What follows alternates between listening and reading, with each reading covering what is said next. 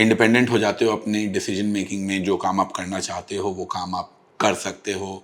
आपके पास में ट्रैवल करने का जैसे एक फ्रीडम मिल जाता है। जैसे इसके पहले अगर मैं कहीं घूमने जाता था 3 दिन 4 दिन हफ्ता ज़्यादा से ज़्यादा, अब मैं जाता हूँ महीना 1.5 महीना के लिए मैं जा पाता हूँ।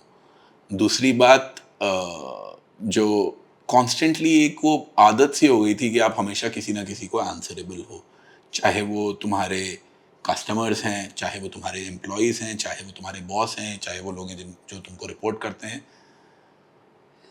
तो वो सारी बंदिशें हट गई हैं। अब ऐसा कुछ नहीं है कि यार वो मेरे पे डिपेंड करता है एंड ऑल दैट। तो फ्रीडम तो है, so that is big plus.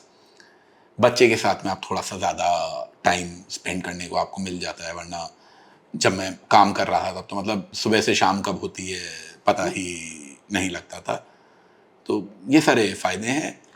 नुकसान की अगर तुम बात करोगे बट तो ये है कि नुकसान, अब हम जब आप बता रहे हैं नुकसान है, मेरा तो ये था कि अब जैसे आप आपकी सिचुएशन देखेंगे, बहुत सारे इंडियंस को लगेगा कि यार ये आपकी ड्रीम लाइफ है कि आपने 40 में ठीक ठाक सम के साथ, नेटवर्क के साथ अब रिटायर हो गए। तो इसमें एक्चुअल में कोई नुकसान है क्योंकि अब आपने 2 साल कर लिए हैं?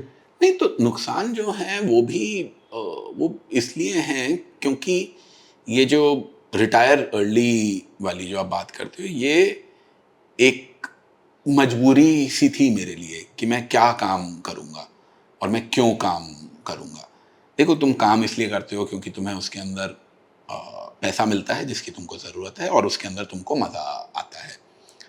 मैं कभी ऐसा करियर अपना बना ही नहीं पाया, ऐसी चीज़ों में मैं काम कर ही नहीं पाया जिनके अंदर मेरे को मज़ा आता था। मान लो जब मैंने पढ़ाना शुरू किया, मेरे को पढ़ाना बहुत अच्छा लगता था। फिर मैंने जब अपना बिज़नेस करना शुरू किया, मेरे को वो भी बहुत अच्छा लगता था।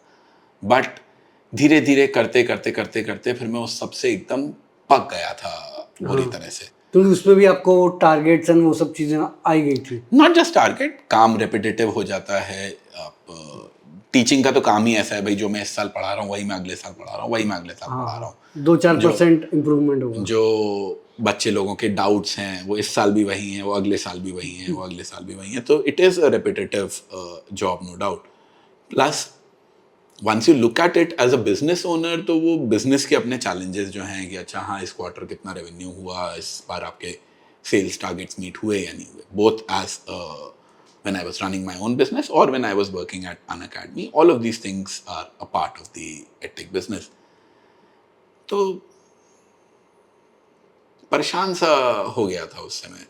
तो मेरे पास में ये बोलना कि मैंने जैसे कहते हैं ना कि अपनी मर्जी से रिटायरमेंट लेके कोई झंडे गाड़ दिए, ऐसा कुछ नहीं है। ये मेरी मजबूरी थी। मैं हार गया सिस्टम से कि भैया अब मैं और कुछ नहीं कर सकता हूँ, तो यही मेरे पास में एक ऑप्शन बचा है। अगर मेरे पास में पैसे नहीं होते तो मेरे को मजबूरी में भी काम करना पड़ता।